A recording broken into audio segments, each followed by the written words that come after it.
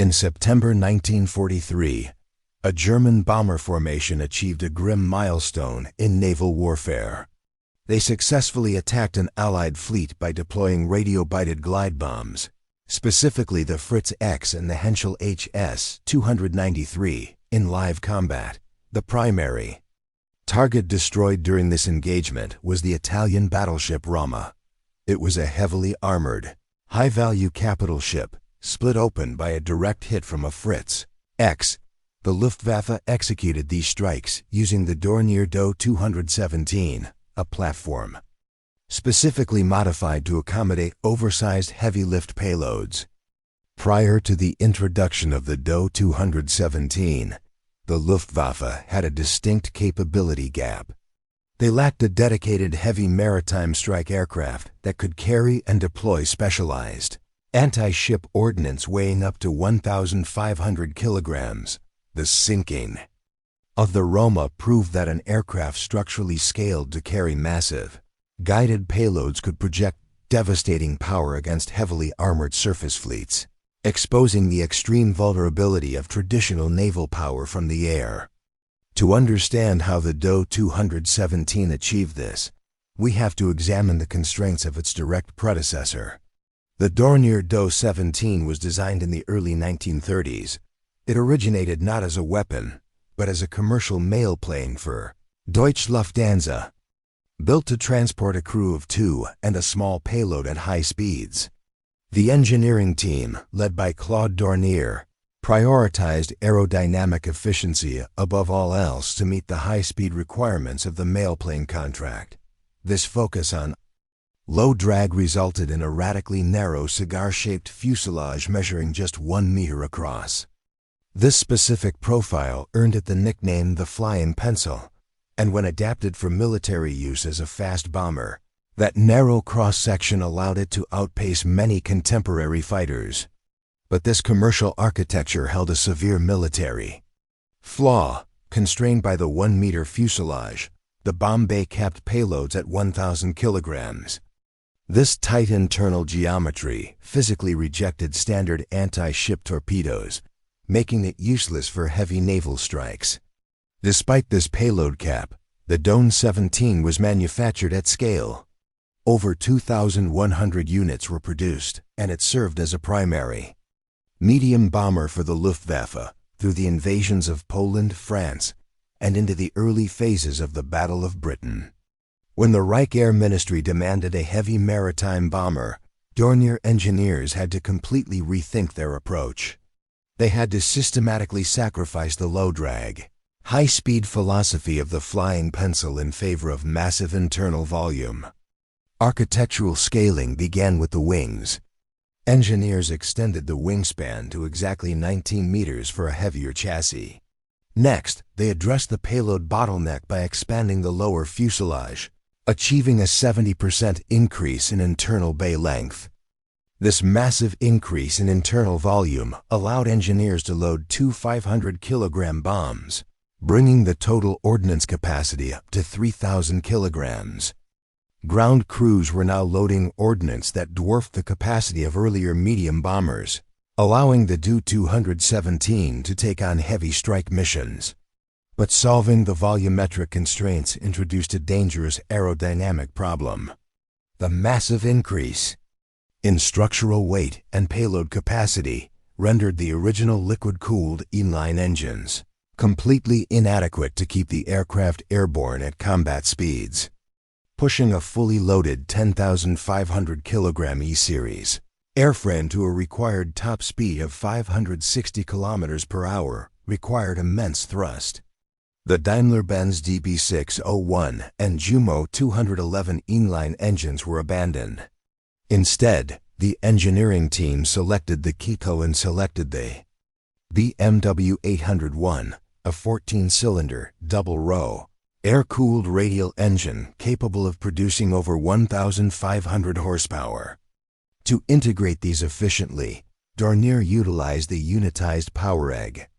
This packaged the radial engine, cooling, and exhaust into a single modular pod.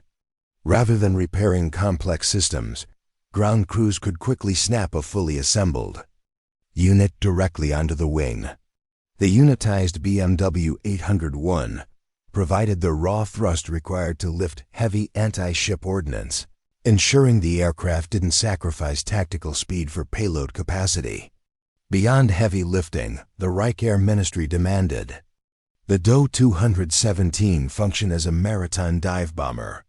Military testing proved horizontal bombing against ships yielded a dismal 2% hit rate, whereas dive bombing achieved a 40% hit rate. Implementing this capability was difficult.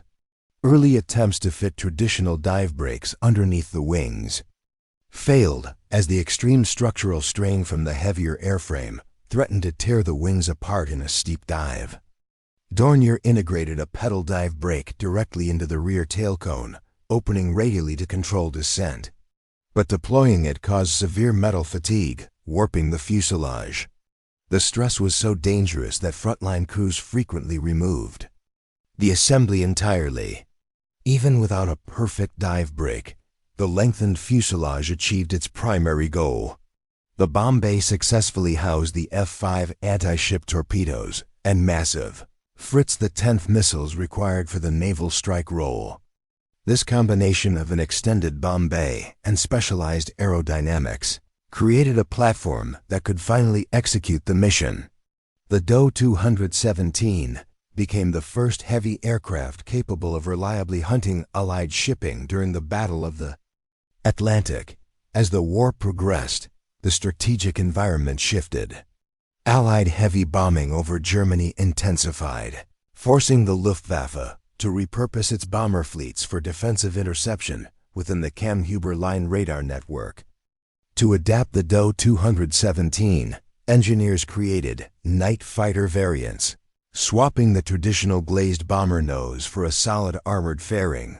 This new nose was required to house heavy, specialized equipment. The early FUG 202 Liechtenstein Airborne radar array, alongside a devastating suite of 4 forward-firing 20mm cannons. The Do 2117's massive internal payload volume, originally designed for anti-ship bombs, made it one of the few airframes robust enough to carry heavy radar technology. It proved the versatility of Dornier's scaled-up architecture. This chart compares the internal capacity of the two aircraft, showing the sheer scale of the engineering leap. The original Do 17Z was capped at a 1,000 kilogram payload, while the Do 217 × 10⁻² tripled that capacity to 3,000 kilograms. These specifications allowed the early Do 217 variants to outclass contemporary medium bombers like the Heinkel He-111 and the Junkers Ru-88, surpassing them in speed, effective range, and total ordnance. However, the technical advantages of the airframe could not outpace the changing tactical environment. By 1944, heavy Allied fighter escorts began to overwhelm the relatively slow-moving heavy bombers, driving attrition rates to unsustainable levels. Simultaneously, surviving Luftwaffe infrastructure and airfields were systematically targeted from above, permanently grounding the remaining bomber fleets. Architectural scaling and modular engines can only compensate for so long. Once an enemy achieves absolute air superiority, even the most heavily armed and versatile bomber is rendered obsolete. Today, tracing the engineering evolution of the DA 217 relies almost entirely on historical blueprints, production orders, and combat records. Mass post-war scrapping programs dismantled the surviving fleets.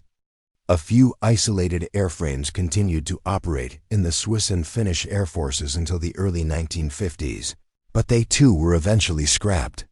The archaeological reality is stark. Intact physical preservation of a Dornier Do 217 is virtually non-existent today. The Dornier Du-217 remains a ghost of aerospace engineering, the structural link that enabled the first combat deployment of precision-dyed maritime weapons, now preserved only in the data it left behind.